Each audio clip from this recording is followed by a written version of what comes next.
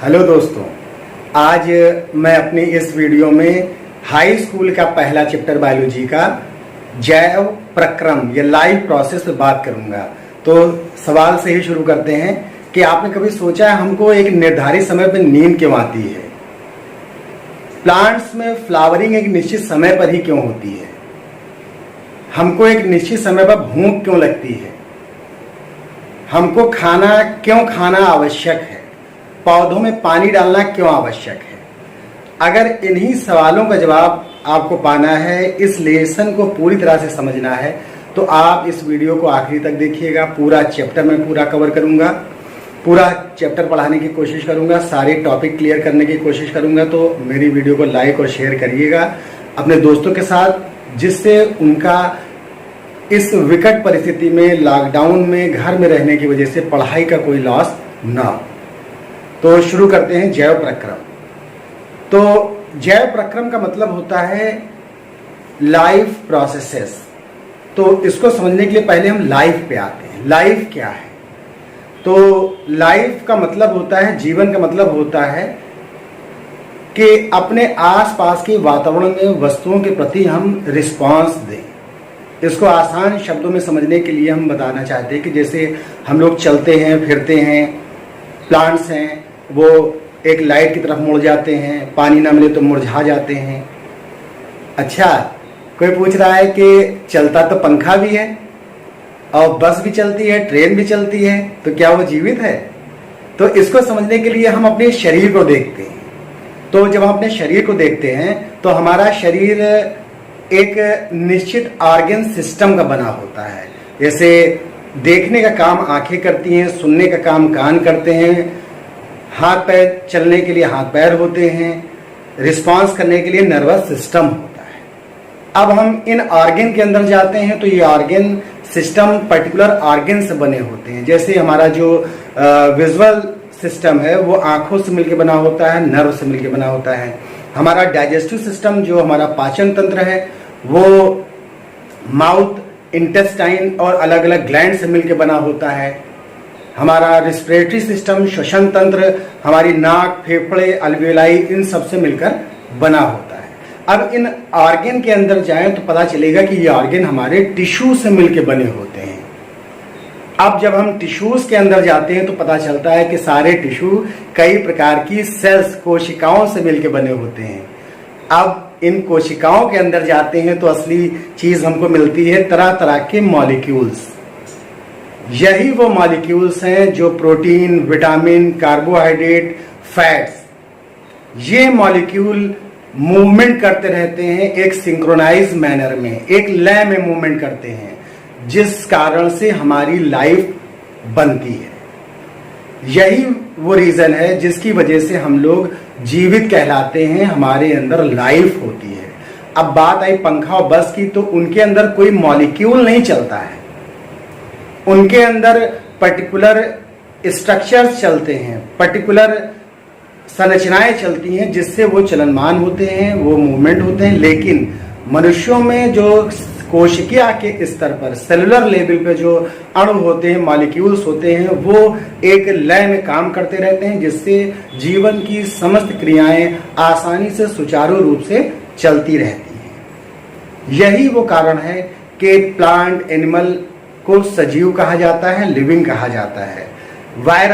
Virus में भी molecular movement होता है, इसी वजह से वो लिविंग और नॉन लिविंग के बीच की संयोजक कड़ी है। और कोविड साहब को तो जानती हैं, उन्हीं की वजह से, उन्हीं के मूवमेंट की वजह से आज हम लोग घरों में लॉकडाउन है। तो मेरी समझ से आपको समझ में आ गया होगा कि मॉलिक्यूलर मूवमेंट होने के कारण ही लाइफ एग्जिस्ट करती है, लाइफ, जीवन संभव है। यही मूवमेंट मेंटेन करने के लिए हम लोगों को खाना खाना पड़ता है, सांस लेनी पड़ती है, चलना पड़ता है। और ये मूवमेंट आपको बता दूं, ये मूवमेंट चाहे हम बैठे हों तब भी होता रहता है, चाहे हम सो रहे हों तब भी होता रहता है। अब धीरे धीरे इन मॉलिक्यूल्स का मूवमेंट हमारी एज के साथ कम होता जाता है। फिर एक आखिरी स्टेज आती है जब इन मॉलिक्यूल्स का मूवमेंट खत्म हो जाता है, रुक जाता है, तभी हम लोगों की डेथ होती है। तो संक्षिप्त में अब आपको समझ में आ गया होगा कि जीवन क्या है। Life is the movement of molecules in living organism which function in synchronise way to maintain the life. जीवित शरीर में जो अणु होते हैं वो एक लय में जब काम करते हैं जिससे जीवन संभव होता है, उसी को जीवन कहते हैं। अब बात दोस्तों आई लाइफ प्रोसेसेस आपके लेसन की। तो आप लेसन का नाम ही इसीलिए रखा गया लाइफ प्रोसेस। अलग अलग लाइफ प्रोसेस को मेंटेन करने के लिए हमारे शरीर में अलग अलग सिस्टम है, अलग अलग तंत्र हैं जो हमारे लाइफ को मेंटेन रखते हैं। इसीलिए इस चैप्टर का नाम रखा गया है लाइफ प्रोसेस, जीवन के प्रक्रम। जैसे हम लोग खाना खाते हैं, अगर खाना ना खाएं तो हम लोगों का जीवन क्या होगा, संभव हो पाएगा? नहीं हो पाएगा। पौधों में अगर खाद पानी ना डालें तो क्या उनका जीवन संभव हो पाएगा? नहीं हो पाएगा। पौधों को अगर धूप ना मिले तो उनका जीवन संभव हो पाएगा? नहीं हो पाएगा। क्यों? क्योंकि इन्हीं प्रोसेसेस से मॉलिक्यूल्स को एनर्जी मिलती है, मॉलिक्यूल्स हमारी बॉडी में आते हैं और वो एक मूवमेंट करते रहते हैं जिससे जीवन संभव होता है। तो अलग अलग सिस्टम हमारी बॉडी में होते हैं। जैसे पहला है डाइजेस्टिव सिस्टम, पोषण तंत्र। दूसरा है रेस्पिरेटरी सिस्टम जिससे हम सांस लेते हैं। फिर तीसरा है हमारा एक्सक्रीटरी सिस्टम। फिर हमारा रिप्रोडक्टिव सिस्टम, हमारा मस्कुलर सिस्टम, हमारा नर्वस सिस्टम। ये सारे सिस्टम मिलके ही लाइफ को प्रोसेस करते हैं। तो इस चैप्टर में अलग अलग चैप्टर वाइज में कवर करने की कोशिश करूंगा। आप वीडियो आखिरी तक देखिएगा। अब बात करते हैं न्यूट्रिशन की। न्यूट्रिशन क्या है? तो लाइफ प्रोसेस का जो इम्पॉर्टेंट टॉपिक है वो न्यूट्रिशन है।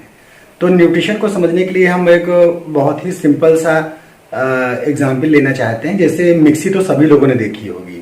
तो मिक्सी में एक साइड में हम लोग क्या डालते हैं, मौसमी डालते हैं, गाजर डालते हैं, कुछ भी डालते हैं, तो दूसरे साइड से जूस निकलता है और एक तरफ उसका रॉ मटेरियल निकल जाता है जो बेकार पार्ट होता है।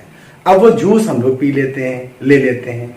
तो न्यूट्रिशन भी इसी तरह से होता है। जो हम लोग खाना खाते हैं तो खाने में जो आवश्यक तत्व होते हैं, protein, vitamin, minerals, fat, lipid, ये सारी चीजें उस खाने से हमारा शरीर ले लेता है और बाकी जो बचा हुआ है जिसको हम डाइजेस्ट नहीं करते हैं वो बॉडी के बाहर निकाल दिया जाता है। तो nutrition is the process in which organism obtained nutrients from the food material.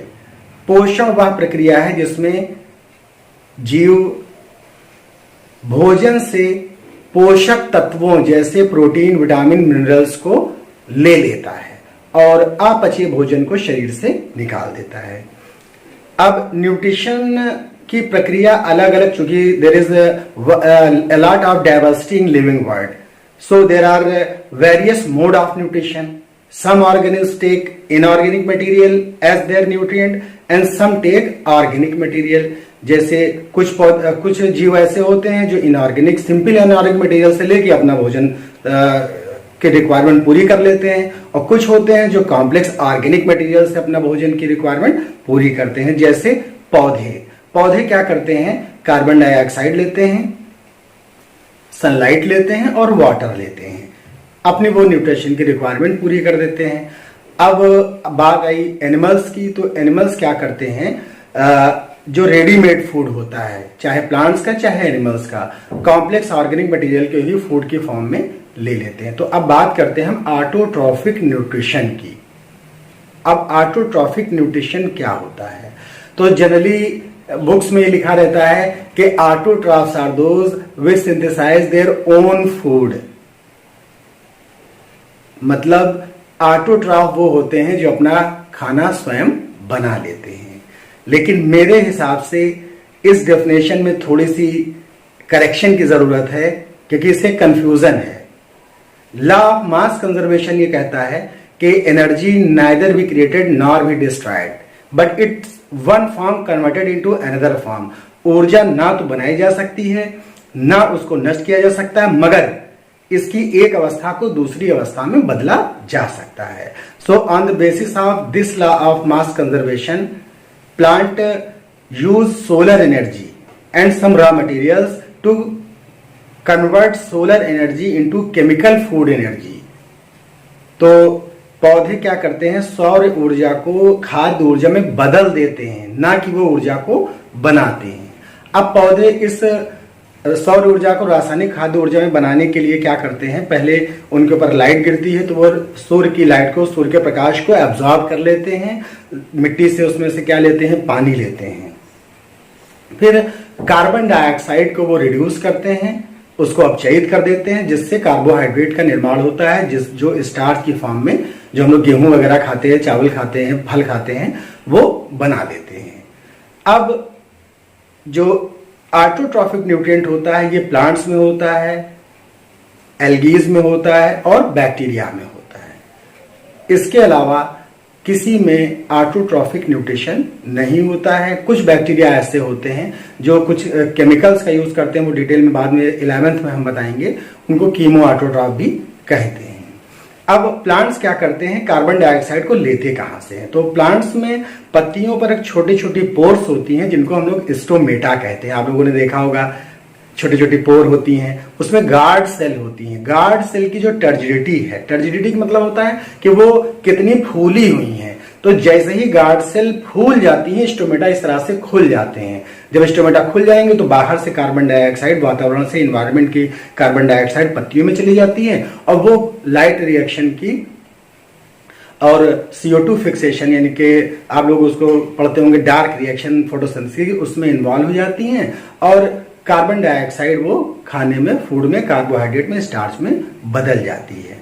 अब आपकी बुक में एक एक्सपेरिमेंट दिया हुआ है, बेलजार एक्सपेरिमेंट। उसमें हम देखते हैं कि एक जार है, उसमें 2 पौधे रखे हुए हैं। तो ये जानने के लिए कि क्या वाकई जो ऑटोट्रॉफ है उनको सनलाइट और पानी के अलावा दूसरे भी रॉ मटेरियल की आवश्यकता जरूरत होती है कि नहीं होती। Is green plants require other raw materials in the process of photosynthesis, we perform bell jar experiment. इसमें क्या करते हैं, 2 पौधों को ले लेते हैं, आप बुक में देखिएगा डायग्राम बना हुआ है, उसमें दोनों हेल्दी पौधे हैं। एक में हम पौधे को क्या करते हैं, एयर टाइट बेलजार में रख देते हैं और दूसरे को क्या करते हैं, एयर टाइट बेलजार में रख के उसमें पोटेशियम हाइड्रोक्साइड भी एक प्लेट में रख देते हैं। अब ये पोटेशियम हाइड्रोक्साइड क्या करता है, उस कार्बन डाइऑक्साइड जो होती है उसको एब्जॉर्ब कर लेता है। जब एब्जॉर्ब कर लेता है, जो कार्बन डाइऑक्साइड ही उसको नहीं मिलेगी पौधे को, तो क्या होगा, पौधे में स्टार्च नहीं बनेगा। जो दूसरा पौधा है जिसमें पोटेशियम हाइड्रोक्साइड नहीं रखा गया है, उसको कार्बन डाइऑक्साइड मिलेगी। जब कार्बन डाइऑक्साइड मिलेगी तो उस कार्बन डाइऑक्साइड को वो स्टार्च में, कार्बोहाइड्रेट में बदल लेगा, तो वो हेल्दी रहेगा। जब पत्तियों का हम तोड़ के एक्सपेरिमेंट करते हैं तो जिस पौधे के साथ पोटेशियम हाइड्रोक्साइड रखा गया था उसमें स्टार्च नहीं होगा, उसमें कार्बोहाइड्रेट नहीं होगा, लेकिन जिस पौधे में पोटेशियम हाइड्रोक्साइड नहीं रखी गई थी बेलजार में, उसमें स्टार्च बनेगा। तो इस बात से ये भी क्लियर हो जाता है कि green plant require raw material with sunlight and water for their photosynthesis. इसके अलावा इनको नाइट्रेट और नाइट्राइट की भी जरूरत होती है नाइट्रोजन की रिक्वायरमेंट पूरी करने के लिए, जिससे इनकी जो प्रोडक्टिविटी है, इनको फूड बनाने की जो इनका प्रोसेस है वो और अच्छा हो जाता है, प्लांट की प्रोडक्टिविटी बढ़ जाती है। यही रीजन है कि हम लोग खेतों में क्या डालते हैं, यूरिया खाद सब डालते हैं। ऑर्गेनिक फूड आजकल आप सब लोग सुन रहे होंगे, तो उसमें हम सब लोग ऑर्गेनिक खाद ही डालते हैं, जिससे पौधे बहुत ज्यादा हेल्दी रहते हैं। अब इसके बाद बात आई हेट्रोट्रॉफिक न्यूट्रिशन की। तो हेट्रोट्रॉफिक न्यूट्रिशन में क्या करते हैं, इनमें वो एनिमल्स आते हैं जो कि रेडीमेड फूड लेते हैं, रेडीमेड फूड, बना बनाया फूड, वो किसी चीज को कन्वर्ट नहीं करते हैं प्लांट की तरह से। जैसे हम लोगों ने क्या करा, रेडीमेड गेहूं लिया और उसको पीस के रोटी बना के खा ली, सेब लिया खा लिया, रेडीमेड है वो। अगर जो नॉनवेज खाते हैं वो क्या करते हैं, किसी एनिमल का फ्लेश लिया और उसको खा लिया। शेर है वो, उसने क्या करा, हिरन को पकड़ के खा लिया, तो वो हेट्रोट्रॉफिक है। अब इसके बाद आए सैप्रोट्रॉफिक। सैप्रोट्रॉफिक वो होते हैं ऐसे ऑर्गेनिज्म जो सड़ी गली चीजों से अपना भोजन प्राप्त करते हैं। सब लोग जानते हो फंगस या फफूंद, वो क्या करते हैं, वो सड़ी गली चीजों पर ग्रो कर जाते हैं और उसके ऑर्गेनिक मटेरियल को ब्रेक डाउन करते हैं, इनऑर्गेनिक में कन्वर्ट करते हैं, फिर उसको एब्जॉर्ब करके अपना न्यूट्रिशन पूरा करते हैं। तो ये प्रोसेस हुआ न्यूट्रिशन का। आप लोग समझ गए होंगे न्यूट्रिशन वो प्रोसेस है जिसमें हम भोजन से आवश्यक तत्वों को एब्जॉर्ब करते हैं, और ये प्रोसेस अलग अलग ऑर्गेनिज्म में अलग अलग तरह से होता है। प्लांट्स में अलग तरह से होता है, एनिमल्स में अलग तरह से होता है, और माइक्रो ऑर्गेनिज्म में अलग तरह से होता है। अच्छा, वायरस में कैसे होता है? तो वायरस जो है वो नॉन लिविंग और लिविंग के बीच का कनेक्टिंग लिंक है। Virus not require any kind of nutrition, it only use living cell to multiply itself, it use machinery of replication of host to multiply itself. Virus not require any kind of nutrition. Virus को किसी भी तरह के पोषण की जरूरत नहीं है। वायरस ने बड़ा परेशान कर रखा है सबको, किसी भी तरह की पोषण की जरूरत नहीं है। वो क्या करता है, जिसके अंदर जाता है उसके सेल की जो उसको डुप्लीकेट, उसकी कई कापियां बनाने की जो मशीनरी होती है, डीएनए, आरएनए, राइबोसोम, उसको वो क्या करता है, यूज करता है, अपनी जनसंख्या बढ़ाता है। इसीलिए वो लिविंग और नॉन लिविंग की कनेक्टिंग लिंक है। आप लोग सवाल बड़ा अच्छा पूछते हैं। अब बात करते हैं heterotrophic nutrition in organism. Autotrophic तो आप समझ ही गए होंगे। तो माइक्रो ऑर्गेनिज्म से शुरुआत करते हैं। जैसे अमीबा जैसे जीव हैं जो बहुत ही सिंपल हैं, उनका सारा शरीर जो है एक कोशिका से मिलकर बना हुआ है। The unicellular organism perform all the vital activities through a single cell. जो अमीबा जैसे जीव हैं वो अपने जीवन की सारी प्रक्रियाएं केवल एक कोशिका से ही पूरी करते हैं। तो उनमें जो पोषण या न्यूट्रिएंट लेने का तरीका है वो जनरल बॉडी सरफेस पे है। वो बबल के तरीके से पानी में इधर टहला करते हैं। अगर कोई उसमें न्यूट्रिएंट या फूड पार्टिकल आता है तो अपने ऐसे कप बनाते हैं, कप में वो फूड आ जाता है और सेल के अंदर बंद कर लेते हैं, और उसी फूड वैक्यूल में ही फूड का डाइजेशन हो जाता है।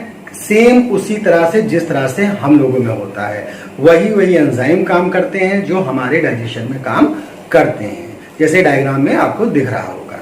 फिर आया डाइजेशन इन ह्यूमन बीइंग्स। मनुष्यों में पाचन किस तरह से होता है, पाचन क्या है? तो इसको समझने के लिए पहले हम डाइजेशन की डेफिनेशन को ही क्लियर करते हैं। What is digestion? तो digestion is the process in which insoluble macromolecule broken down into simple soluble and diffusible micromolecule in presence of digestive enzyme। मतलब पाचन वह प्रक्रिया है जिसमें जटिल भोजन के अणु जो हमारी मेम्ब्रेन में डिफ्यूज नहीं हो सकते हैं, विसरित नहीं हो सकते हैं, उनको सिंपल अत्यंत साधारण छोटे अणुओं में पाचक रसों की एंजाइम में तोड़े जाने की प्रक्रिया को हम डाइजेशन कहते हैं। तो डाइजेशन क्लियर हो गया होगा। अब आते हैं हम लोग, जब भोजन हम लोग रखते हैं तो मुंह में रखते हैं, तो पाचन की प्रक्रिया मुंह से ही शुरू हो जाती है। हमारे मुंह में क्या होता है, जब भूख लगी होती है और आपको कोई खाना अच्छा दिख जाता है या खाने की बात करते हैं या खाने की खुशबू आ जाती तो मुंह में ढेर सारा क्या आ जाता है, पानी। उस पानी को ही हम लोग सलाइवा कहते हैं। अब ये सलाइवा जो है हमारी जो सलाइवरी ग्लैंड्स होती है यहाँ पर, उससे निकलता है। अब इस सलाइवा में एक सलाइवरी एमाइलेज नाम का एंजाइम होता है। वो क्या करता है, जो हमारे फूड में स्टार्च होता है उसको डाइजेस्ट माउथ में ही कर देता है। अब मेरा यहाँ पर एक क्वेश्चन है कि स्टार्च हम लोग दो तरह से लेते हैं, एक कच्ची स्टार्च जैसे गाजर मूली खा लिया, एक पकी हुई स्टार्च जैसे उबले हुए आलू है, चावल है। तो ये मेरा क्वेश्चन आपसे होमवर्क है कि मुंह में कौन सी स्टार्च का डाइजेशन होता है, पकी हुई कि कच्ची? गूगल एक सर्च इंजन है, आंसरिंग मशीन नहीं है, इसलिए गूगल पे सर्च कर सकते हैं, उससे आंसर नहीं पूछ सकते, बुक कंसल्ट करिए। तो अब माउथ में जैसे ही खाना आया तो सलाइवरी एमाइलेज है उसने स्टार्च को गला दिया। अब इस बात का पता लगाने के लिए दो एक्सपेरिमेंट हम कर सकते हैं। दो टेस्ट ट्यूब ले लीजिए और दोनों में आप स्टार्च डाल दीजिए। अब एक ट्यूब में आपने स्टार्च के साथ 1 ml सलाइवा भी डाल दिया और दोनों को 20 से 30 मिनट तक रख दिया।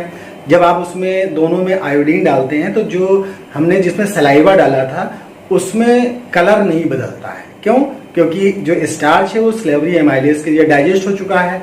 लेकिन जिसमें हमने सलाइवा नहीं डाला उसका कलर आयोडीन के डालने से स्टार्च अपना कलर बदल देता है। तो इससे सीधे सीधे ये भी प्रूव हो जाता है कि माउथ से ही स्टार्च का डाइजेशन शुरू हो जाता है। तो अब माउथ में क्या क्या है आप बताइए।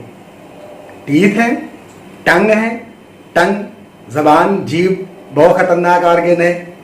अब ये क्या करती है, आपको माला पहनवा भी सकती है और बाकी आप जानते ही हैं।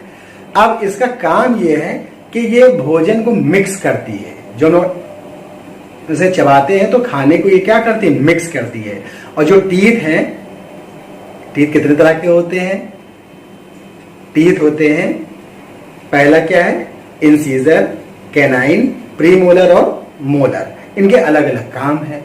जैसे जो इंसीजर होता है कुतरने का काम करता है, कैनाइन भोजन को फाड़ने का काम, प्रीमोलर मोलर भोजन को चबाने का काम करते हैं। तो ये भोजन को क्या करते हैं, चबाते हैं। जैसे हम लोग ग्राइंडिंग करते हैं मिक्सी में, तो इस तरह से भोजन को चबा देते हैं।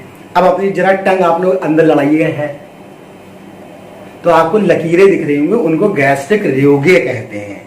वो गैस्ट्रिक रियोगे इसलिए होते हैं कि जब आप चुरा के रसगुल्ला खा रहे हो तो वो फिसल के गब से अंदर ना जाए। तो वो गैस्ट्रिक रियोगे भोजन को क्या करता है, होल्ड करता है। अब वो खाना कहाँ पहुंचा, ईसोफेगस में। अब यहाँ पर एक पाइपलाइन है जो डायरेक्ट माउथ से नीचे गई है स्टमक में। इसके डिटेल हम 11th में या 12th में आपको पढ़ाएंगे। तो वो पाइपलाइन कहलाती है ईसोफेगस। उस ईसोफेगस में पेरिस्टाल्टिक मूवमेंट होता है। पेरिस्टाल्टिक मूवमेंट इस तरह से नीचे की तरफ, ऊपर से नीचे की तरफ। अब वो पेरिस्टाल्टिक मूवमेंट से जो खाना है वो ईसोफेगस में आ गया। तो देखिए यहाँ पर नेचर ने कितना अच्छा प्रोटेक्शन दिया है। अब जो ईसोफेगस है जो स्टमक से जुड़ रहा है, ये ईसोफेगस और ये स्टमक जब ये जुड़ रहा है तो यहाँ पर स्फिंक्टर्स हैं। स्फिंक्टर्स लाइक डोर, डोर मतलब दरवाजे तो आप जानते ही हैं।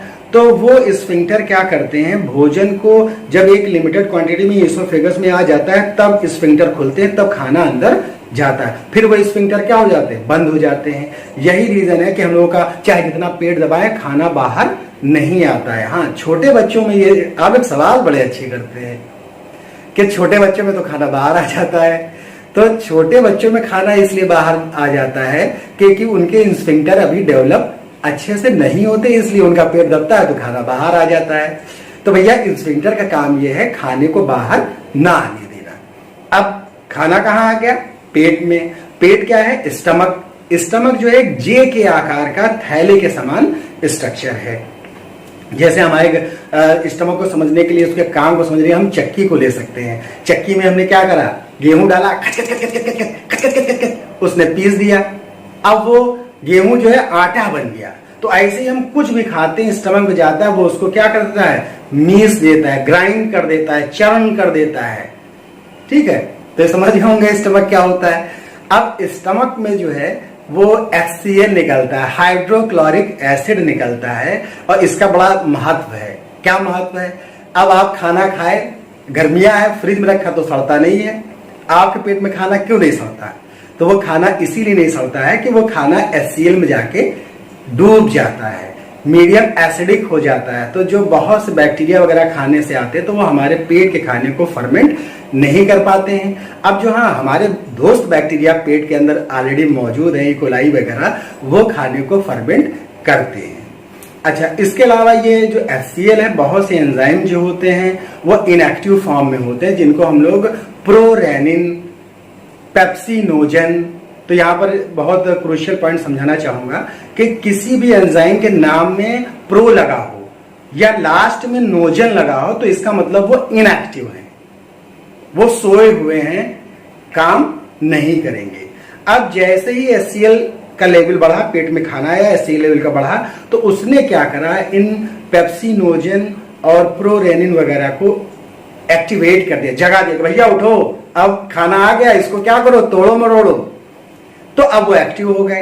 तो पेप्सिन एक्टिव हो गया तो उसने क्या करा, प्रोटीन को और जो दूसरे एंजाइम थे उसको तोड़ना शुरू किया।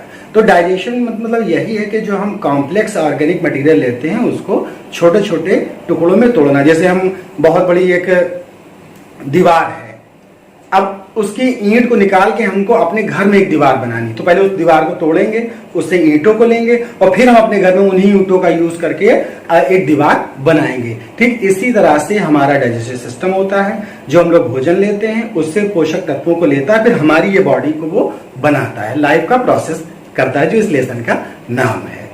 तो अब हमारे स्टमक में जो बड़े बड़े प्रोटीन थे, फैट थे, कार्बोहाइड्रेट थे, वो धीरे धीरे छोटे छोटे फ्रेगमेंट्स में टूट गए। अब इसमें गैस्ट्रिक जूस भी निकलते हैं, हमारे स्टमक में जो बहुत सी लेयर होती हैं वो गैस्ट्रिक जूस निकालती हैं, उसमें तरह तरह के एंजाइम होते हैं जो प्रोटीन को, फैट को, कार्बोहाइड्रेट को छोटे छोटे टुकड़ों में तोड़ देते हैं।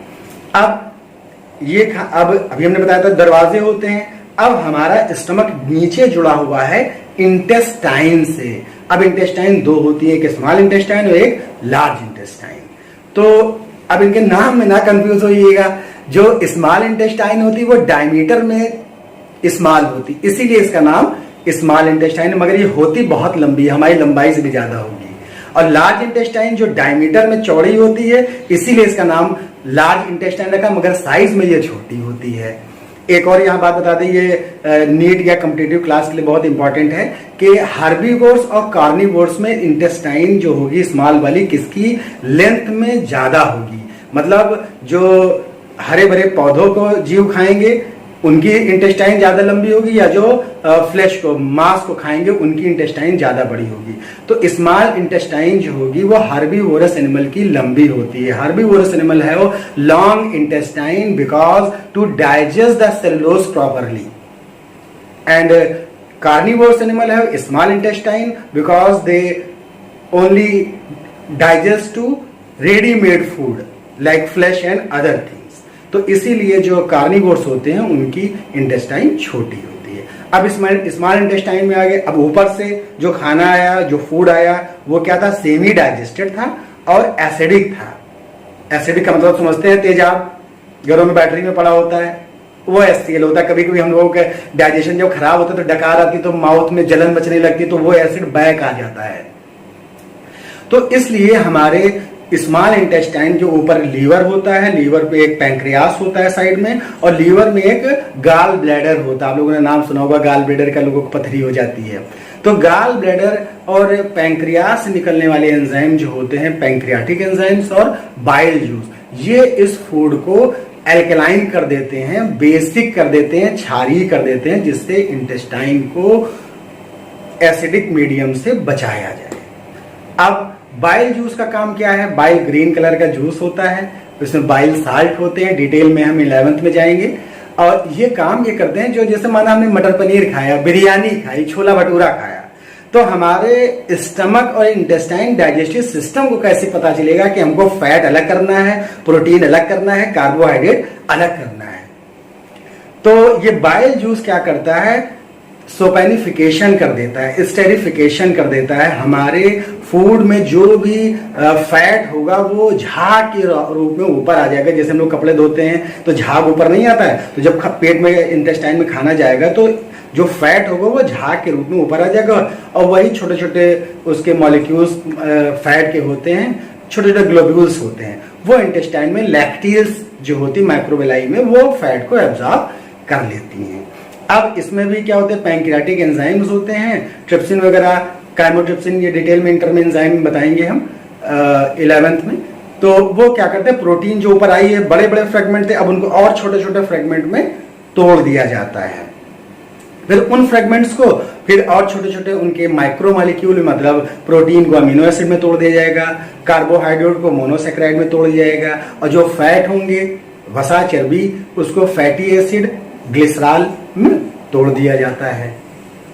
तो इस तरह से इंटेस्टाइन में जो बड़े बड़े मैक्रो मॉलिक्यूल होते हैं फूड के, उनको छोटे छोटे माइक्रो मॉलिक्यूल में डाइजेस्टिव एंजाइम के प्रोसेस में तोड़ दिया जाता है। अब इंटेस्टाइन बहुत लंबी होती है, अब उसके सरफेस एरिया को बढ़ाने के लिए उसके ऊपर माइक्रोवेलाई होती है, फिंगर लाइक स्ट्रक्चर्स होते हैं, बुक में आप लोग देखे उनको माइक्रोवेलाई कहते हैं। उन माइक्रोवेलाई में भी छोटे छोटे ब्रश बॉर्डर्स होते हैं। तो उनका काम ये होता है कि फूड के एब्जॉर्प्शन के सरफेस को बढ़ाना। अब जितने ज्यादा माइक्रोवेलाई होंगे उतने ज्यादा ही वो फूड को क्या कर पाएंगे, एब्जॉर्ब कर पाएंगे। तो ये माइक्रोवेलाई जो फूड के अंदर न्यूट्रिएंट्स होते हैं, माइक्रो न्यूट्रिएंट्स होते हैं, उनको इस तरह से एब्जॉर्ब कर लेंगे और कहां पहुंचा देंगे, हमारे ब्लड सर्कुलेशन में। जब ये ब्लड सर्कुलेशन में हमारे इन माइक्रो न्यूट्रिएंट्स पहुंच जाएंगे तो उस पर बाद बताएंगे। अब जो बचा हुआ खाना, जैसे मिक्सी में हमने शुरुआत में एग्जांपल दिया था, मिक्सी में हमने मौसमी डाली तो जूस तो माइक्रो न्यूट्रिएंट हो गया, प्रोटीन कार्बोहाइड्रेट। अब जो उसका रिमेन बचे, जो उसका वेस्ट बचा, तो ऐसे ही अब जो इंटेस्टाइन से जब सब चीज एब्जॉर्ब कर ली गई, जो अनडाइजेस्टेड फूड था वो हमारे लार्ज इंटेस्टाइन, बड़ी आंत में चला जाता है।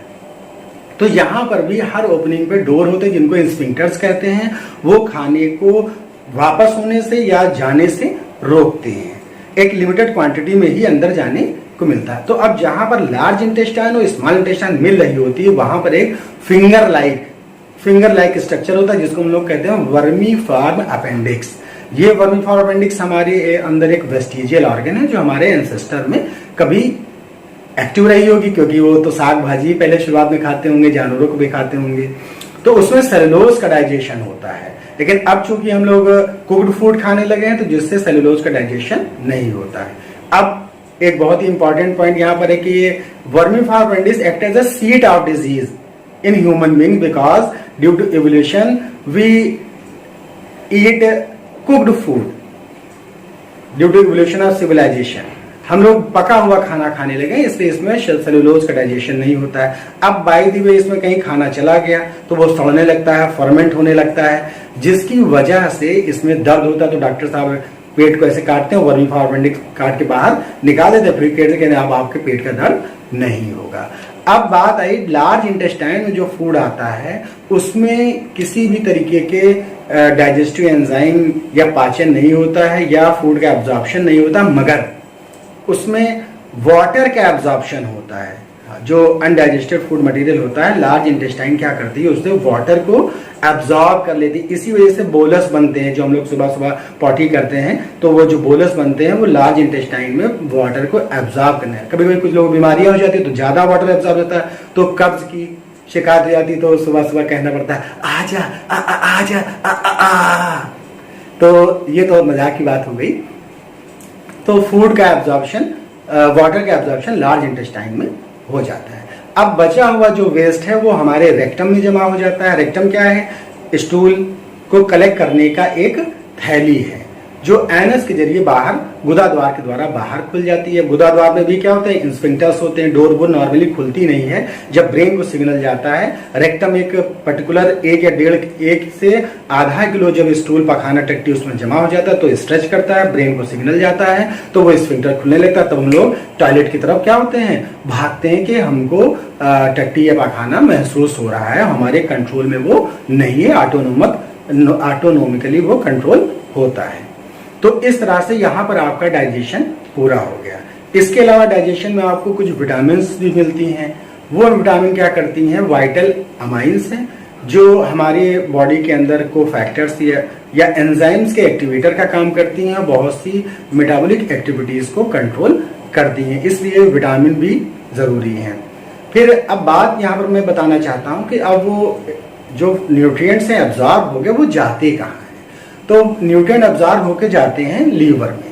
अब लीवर क्या करता है, उन मटेरियल्स को, जैसे हमने एक दीवार तोड़ दी, अब दीवार तोड़ के छोटी छोटी ईंटें ले आए, अब वो ईंटें हमने कलेक्ट कर लिए तो एक मिस्त्री होता है और अपने हिसाब से वो नई दीवार बनाता है। तो लीवर जो है वर्चुअल केमिस्ट्री लैब है ह्यूमन बॉडी का। वो उसमें जितने भी बायोलॉजिकल केमिकल रिएक्शंस होते हैं, तोड़फोड़ होती है, वो ज्यादातर लीवर में होती है।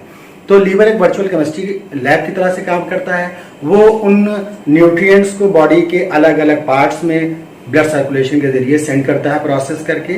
अब इसमें मेन जो आपकी बुक में बताया गया है वो ग्लूकोज के बारे में बताया गया कि जो खाने का ग्लूकोज है वो कहाँ जाता है। तो ब्लड के लिए खाने का ग्लूकोज आपकी सेल में जाता है। अब सेल के साइटोप्लाज्म में जाता है तो ग्लाइकोलिसिस शुरू हो जाती है। ग्लाइकोलिसिस से उस ग्लूकोज को पायरुविक एसिड में तोड़ दिया जाता है। अलग उसके 10 स्टेप हैं, 11th में मैं आपको डिस्कस करूंगा। 10 स्टेप में पायरुविक एसिड में। अब ये पायरुविक एसिड जो होता है वो माइटोकांड्रिया के अंदर जाता है। जब माइटोकांड्रिया के अंदर जाता है तो उसके अंदर क्रेब्स साइकिल होते हैं, ऑक्सीडेटिव डिकार्बोक्सिलेशन होता है और इलेक्ट्रॉन ट्रांसपोर्ट सिस्टम होता है। डायग्राम में आपको दिखेगा। तो उससे जो फूड होता है माइटोकांड्रिया में ग्लूकोज पायरुविक एसिड जाता है, तो वो एसिटिल कोएंजाइम ए में कन्वर्ट हो जाता है। एसिटिल कोएंजाइम एक क्रेब्स साइकिल में जाता है, क्रेब्स साइकिल उसको प्रोसेस करता रहता है जिससे एटीपी मिलते हैं। तो एक क्रेब्स साइकिल से हमको 12 एटीपी मिलते हैं। चूंकि एक ग्लूकोज से 2 पायरुविक एसिड बनते हैं तो क्रेब्स साइकिल 2 बार चलता है, तो 24 एटीपी मिलते हैं। फिर अलग अलग स्टेप में और इनडायरेक्ट भी एटीपी मिलते हैं। तो एक ग्लूकोज का मॉलिक्यूल जब प्रोसेस हो जाता है तो 38 एटीपी मॉलिक्यूल बनते हैं और इसके साथ साथ वाटर और कार्बन डाइऑक्साइड भी बनता है। इतना आप लोग समझ गए होंगे। अब ये कार्बन डाइऑक्साइड क्या करता है, वापस माइटोकांड्रिया से साइटोप्लाज्म में, साइटोप्लाज्म से ब्लड में, ब्लड से हमारे लंग्स में आता है, लंग्स से अल्वेलाई में, अल्वेलाई से ये बॉडी के बाहर निकल जाता है। और जो ऑक्सीजन हमारी बॉडी में आती है वो हम लोग सांस लेते हैं। कहाँ गए, लंग्स में, लंग्स से अल्वेलाई में, अल्वेलाई से ब्लड से, ब्लड से बॉडी सेल्स में, और वो सेलुलर रेस्पिरेशन में फूड को ऑक्सीडाइज करने में मदद करती है। तो इस तरह से ये डाइजेशन मैंने आपको समझाने की कोशिश की है। इसको बुक से कंसल्ट करिए, समझिए, और लॉकडाउन में अपनी पढ़ाई को ना रुकने दीजिए। आप स्वस्थ रहिए, पढ़िए। अब नेक्स्ट टॉपिक है रिस्पायरेशन या श्वसन। तो रिस्पिरेशन या श्वसन को समझाने से पहले मैं एक ये डाउट क्लियर कर देना चाहता हूं। तो ज्यादातर बच्चे ये समझते हैं कि ब्रीदिंग और रिस्पिरेशन एक ही चीज है, मगर ऐसा नहीं है। रिस्पिरेशन और ब्रीदिंग में डिफरेंस है। Respiration is a physiochemical process which occur at the cellular level and breathing is a physiological process performed by organs। मतलब जो respiration का प्रक्रिया है वो सेलुलर लेवल पे होगी और जो ब्रीदिंग की प्रक्रिया है वो ऑर्गन लेवल पे होगी। तो पहले हम रेस्पिरेशन की बात करते हैं। जैसा भी मैंने पहले बताया था कि ग्लूकोज जाती है माइटोकांड्रिया में, उस पे तो रेस्पिरेशन जो है 2 तरीके का होता है। एक होता है एरोबिक रेस्पिरेशन और एक होता है एनएरोबिक रेस्पिरेशन। एरोबिक रेस्पिरेशन अभी मैं पहले बता चुका हूं कि ग्लूकोज माइटोकांड्रिया में जाता है, ऑक्सीजन की प्रेजेंस में ऑक्सीडाइज होता है तो एटीपी बनते हैं, कार्बन डाइऑक्साइड बनता है। बहुत से ऐसे ऑर्गेनिज्म होते हैं जिनमें ऑक्सीजन की एब्सेंस में ग्लूकोज का ब्रेकडाउन होता है, तो उस प्रोसेस को हम लोग कहते हैं एनएरोबिक रेस्पिरेशन, जो कि माइक्रो ऑर्गेनिज्म में होता है या हमारी मसल्स में होता है। अब जैसे कोई बहुत वर्क कर रहा है, जिम जा रहा है, तो बहुत देर तक या हमको कुत्ते ने दौड़ा लिया, अब उस टाइम हमारी मसल्स को एनर्जी की बिल्कुल क्विक रिस्पांस में एनर्जी की रिक्वायरमेंट है, तो वहां पर क्या होगा कि तुरंत ऑक्सीजन डिलीवरी नहीं हो पाती, तब वहां पर एनएरोबिक रिस्पिरेशन होगा। या कोई जिम कर रहा है, स्ट्रेनर्स वर्क कर रहा है, तब भी मसल्स में क्या होगा, ऑक्सीजन की कमी हो जाएगी। तो उसको पूरा करने के लिए, एनर्जी की रिक्वायरमेंट को पूरा करने के लिए तुरंत क्या होगा कि एनएरोबिक रेस्पिरेशन होगा। उसको हम लोग कहते हैं लैक्टिक एसिड फर्मेंटेशन, क्योंकि उस वक्त जब ग्लूकोज को ऑक्सीडाइज या ग्लूकोज को ब्रेक किया जा रहा होता है तो वहां पर लैक्टिक एसिड बनता है। यही रीजन है कि हमको थकान लगती है, मसल्स में क्या होता है कि दर्द होने लगती है जब हम लोग बहुत काम करते हैं, और उस प्रक्रिया में हमको 38 एटीपी के बजाय केवल 2 एटीपी ही मिल पाते हैं। अब बात आई माइक्रो ऑर्गेनिज्म। तो माइक्रो ऑर्गेनिज्म ग्लूकोज या कार्बोहाइड्रेट को जब क्या करते हैं, सड़ाते हैं, फर्मेंट करते हैं। जैसे हम लोग घरों में आटा रखते हैं, आटा खमीर बन जाता है, या कोई सामान रखा वो सड़ गया, बदबू आने लगी, तो उसमें फर्मेंटेशन होता है। तो उसमें ज्यादातर माइक्रो ऑर्गेनिज्म इस ग्लूकोज को तोड़ के अल्कोहल बना लेते हैं, एथिल अल्कोहल बना लेते हैं।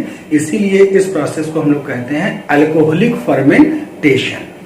तो आपको ये समझ में आ गया होगा एरोबिक और एनारोबिक और फर्मेंटेशन, लैक्टिक एसिड फर्मेंटेशन और अल्कोहलिक फर्मेंटेशन।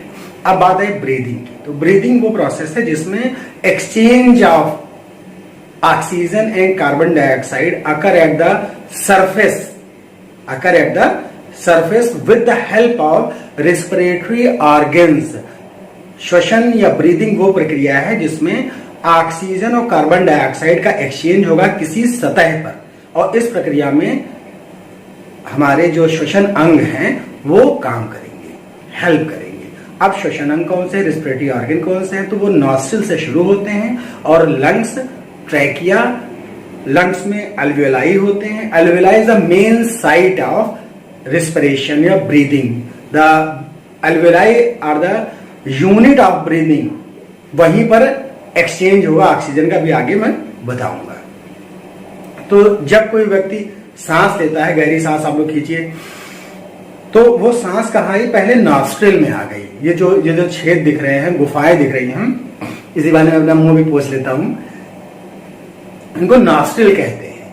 अब इन नॉस्ट्रिल में जब एयर जाती है तो नॉस्ट्रिल का बड़ा महत्व है। आजकल तो कोविड फैला हुआ, तो सब लोग क्या करते हैं, मास्क फैले रहते हैं। वो T9 मास्क होता है, वो मैं एक वीडियो बनाऊंगा उसके ऊपर। तो नॉस्ट्रिल में के अंदर म्यूकस की एक लेयर होती है जिसको लोग जनरली नाक कहते हैं।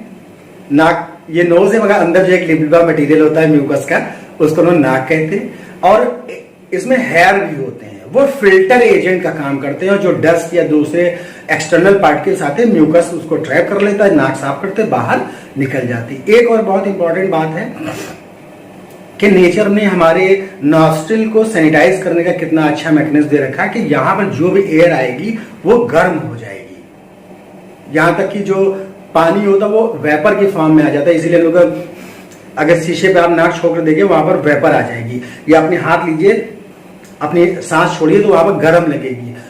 वो जो एयर जाती है वो गर्म हो जाती है, तो वो भी स्टेलाइजर का काम करती है। जो एक्सटर्नल माइक्रो ऑर्गेनिज्म होते हैं, वो माइक्रो ऑर्गेनिज्म क्या होते हैं, वहां पर मर सकते हैं, मर जाते हैं। ज्यादातर माइक्रो ऑर्गेनिज्म मर जाते हैं। अब जो उसको क्रॉस कर लेंगे वही हमको बीमार करेंगे। तो इसी की बचत के लिए आजकल ये मास्क लगाए जा रहे हैं, T9 वाले। अब नॉस्ट्रिल से वो एयर पहुंचती है, यहाँ पर एक ट्रैकिया होता है, जैसे इसोफेगस था फूड पाइप, ऐसे एक विंड पाइप होता है जिसको ट्रैकिया कहते हैं। छू के देखेंगे तो ये टाइट लगेगा और इसमें कार्टिलेजिनस रिंग होते हैं, सी के शेप के कार्टिलेजिनस रिंग होते हैं जो हमारे इस ट्रैकिया को कोलैप्स होने से बचाते हैं। अब ये ट्रैकिया जब अंदर गया तो ये लंग्स, यहाँ पर लंग्स होते हैं, तो ये दो पार्ट में डिवाइड हो जाता है। दो पार्ट में डिवाइड हो जाता है, एक लेफ्ट लंग में चला जाता है और एक राइट लंग में चला जाता है। अब ये जो ट्रैक्यूल्स इनको कहते हैं, ट्रैक्यूल्स। अब ये ट्रैक्यूल जब हमारे लंग्स में जाएंगे तो जैसे पेड़ में टहनियां नहीं होती हैं, तो उसमें वो ट्रैक्यूल्स जो है पेड़ की टहनियों की तरह से ब्रांच बना लेंगे। उसको कहते हैं ट्रैकियल इंटरकॉम। वो ढेर सारी ब्रांच बना लेते हैं। अब हर ब्रांच की एंडिंग पे एक छोटे से बल्ब नुमा स्ट्रक्चर बनता है जिसको हम लोग कहते हैं अल्वियोलाई। अगर उन अल्वियोलाई को हम फैला दें तो पूरे टेनिस कोर्ट के इतना एक मैदान बन जाएगा। तो समझिए हमारा ये लंग्स जो है कितना बड़ा होता है। अब अल्वियोलाई के अंदर भी म्यूकस की लेयर होती है और वहां पर इतना स्पेस होता है, एक एक रेजिडुअल एयर वहां पर रहे। एक एयर वहां पर हम लोग सांस लेते तो एयर रहे, उतनी ही देर में वो एयर जो होगी ऑक्सीजन डिफ्यूज हो जाएगी और कार्बन डाइऑक्साइड बाहर आ जाएगी अल्वियोलाई पे। तो ये तो पाथ था, जैसा आपको डायग्राम में दिख रहा होगा कि हमारे नॉस्ट्रिल से एयर चली, ट्रैकिया से होती ही अल्वियोलाई तक पहुंच गई। अब अल्वियोलाई के सरफेस पे एक्सटर्नल ब्लड कैपिलरीज होती हैं। उन ब्लड कैपिलरीज में जो ऑक्सीजन का पहले से जो मौजूद ऑक्सीजन है उसका पार्शियल प्रेशर कम होता है, और जो अल्वियोलाई में ऑक्सीजन है उसका पार्शियल प्रेशर मतलब दाब ज्यादा होता है। इस वजह से जो गैस है अपने अधिक पार्शियल प्रेशर से higher partial pressure to lower partial pressure में डिफ्यूज हो जाती हैं। तो यहाँ पर अब रेस्पिरेशन की एक डेफिनेशन और आपको क्लियर हो जानी चाहिए कि diffusion pressure, the process of diffusion play an important role during the exchange of gas at the site of exchange alveoli या membrane of alveoli। अच्छा, कोई पूछ रहा है अमीबा वगैरह में सांस कैसे लेते हैं, उनके पास तो नाक होती ही नहीं है। तो अभी जैसे मैंने बताया कि माइक्रो ऑर्गेनिज्म अमीबा वगैरह में, प्रोटोजोन्स में, यूनिसेलुलर या सिंगल सेलुलर ऑर्गेनिज्म में all the biological activities completed by a single cell. तो जनरली उनमें भी डिफ्यूजन होगा प्लाज्मा मेम्ब्रेन के थ्रू। बाहरी एयर उसके प्लाज्मा मेम्ब्रेन में डिफ्यूज कर जाएगी और उसकी कार्बन डाइऑक्साइड बाहर डिफ्यूज कर जाएगी। बहुत अच्छे सवाल पूछते हैं। अब ये ऑक्सीजन ट्रेवल करके कहां पहुंचेगी? बॉडी हार्ट में पहुंचेगी, हार्ट के लेफ्ट साइड में। और हार्ट इसको क्या करेगा, जितने भी बॉडी सेल्स हैं, बॉडी पार्ट हैं, उसमें भेज देगा। तो अब बात यहाँ पर आई कि डिफ्यूजन प्रेशर इतना ज्यादा नहीं होता, जैसे हम लोग इतने बड़े ऑर्गेनिज्म है, एलिफेंट है, व्हेल है, तो वो डिफ्यूजन प्रेशर अब वहां पर उतना काम नहीं करेगा कि ऑक्सीजन सारे ऑर्गन सारी सेल तक पहुंच जाए। तो इसके लिए ब्लड में एक कैरियर होता है हीमोग्लोबिन। वो हीमोग्लोबिन क्या करता है, ऑक्सीजन के मॉलिक्यूल को अपने साथ बांध लेता है। जैसे कि ट्रक होता है, तो ट्रक के ऊपर हमने सामान लाद दिया और वो ट्रक डिलीवरी कर देता है। तो ऐसे ही जब हम लोग सांस लेते हैं तो ब्लड में जो ऑक्सीजन होती है वो हीमोग्लोबिन से जुड़ जाती है, और हीमोग्लोबिन ब्लड के साथ साथ सारे ऑर्गन में वो ऑक्सीजन को डिलीवर कर लेता है। अब वो ऑक्सीजन क्या करेगी, वही सेलुलर रेस्पिरेशन में भाग लेगी और ग्लूकोज को तोड़ के एनर्जी देगी। तो ये आपका पूरा प्रोसेस था रेस्पिरेशन और ब्रीदिंग का। अब हम बात करते हैं कि जब हम ब्रीदिंग करते हैं तो होता क्या है। तो ब्रीदिंग के प्रोसेस में कुछ मसल्स होती हैं, डायफ्राम होता है, रिब्स होता है, ये एक वाइटल रोल प्ले करता है। होता ये है कि हम लोग जो वर्टिब्रल कॉलम, ये पीछे की वर्टिब्रल कॉलम है, ये रुकी रहती है। अब आप लोग सब लोग सांस खींचिए, तो इसको कहते हैं इंटरनल रेस्पिरेशन, इंस्पायरेशन। इंस्पायरेशन मतलब सांस को अंदर खींचना। अब जैसे ही आपने सांस खींचा तो देखिए आपका चेस्ट कहाँ गया, ऊपर आ गया। तो होता ये है, ये इसको माने अगर हम अपनी वर्टिब्रल कॉलम, इसको माने रिब, तो ये जनरली ऐसे है, जैसे हमने सांस खींचा तो वर्टिब्रल कॉलम वही रहेगी और रिब्स हमारी क्या होंगी, ऐसे खींच जाएंगी। जब खींच जाएंगी तो हमारी जो चेस्ट की कैविटी है उसका साइज क्या हो जाएगा, बढ़ जाएगा। जैसे ही चेस्ट की कैविटी का साइज बढ़ा, पार्शियल प्रेशर जो अंदर होता है एयर का वो कम हो जाता है और with in the 5 to 2 second सांस अंदर चली गई। अब चलो सांस खींचिए और छोड़िए, देखिए ये देखिए बढ़ गया हवा अंदर। अब एक्सपायरेशन, जो सांस जो हम लोग छोड़ते हैं तो होता ये है, जो अभी खींचा हुआ था तो यहाँ पर एक डायफ्राम होता है। तो जब हम लोग इंस्पिरेशन करते हैं तो डायफ्राम कहाँ जाता है, डायफ्राम ऊपर आने लगता है, पार्शियल प्रेशर कम हो जाता है, चेस्ट कैविटी बढ़ जाती है और सांस अंदर। अब जैसे हम सांस छोड़ते हैं तो देखिए डायफ्राम कहाँ जाएगा, जो डायफ्राम अब नीचे खींचा था वो ऊपर धीरे धीरे आएगा। जैसे ऊपर तो आएगा आपका जो चेस्ट कैविटी है वो कहाँ चली जाएगी, नीचे चली जाएगी। जैसे चेस्ट कैविटी नीचे आएगी, अंदर जो एयर भरी उसका पार्शियल प्रेशर क्या होगा, ज्यादा होगा और एयर सट से आपकी नाक के बाहर। तो इस ब्रीदिंग के इस प्रोसेस को हम लोग कहते हैं इंस्पायरेशन और एक्सपायरेशन। इसमें intercostal muscles, external intercostal muscles और रिब्स, डायफ्राम, ये इतनी मसल्स इसमें हेल्प करती हैं। इस तरह से हम लोग पूरा ब्रीदिंग कंप्लीट कर पाते हैं। अब बात करते हैं ब्रीदिंग किस तरह से एक्वेटिक और टेरेस्ट्रियल एनिमल में होती है। तो जो एक्वेटिक एनिमल होते हैं जैसे मछलियां वगैरह हैं, तो उनके अंदर जो ब्रीदिंग होगी वो तेज होगी। क्यों?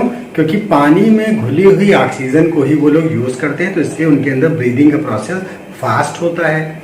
अब मछली है, पहले पानी को मुंह में भरेगी और उस पानी को वो गिल्स में भेजेगी।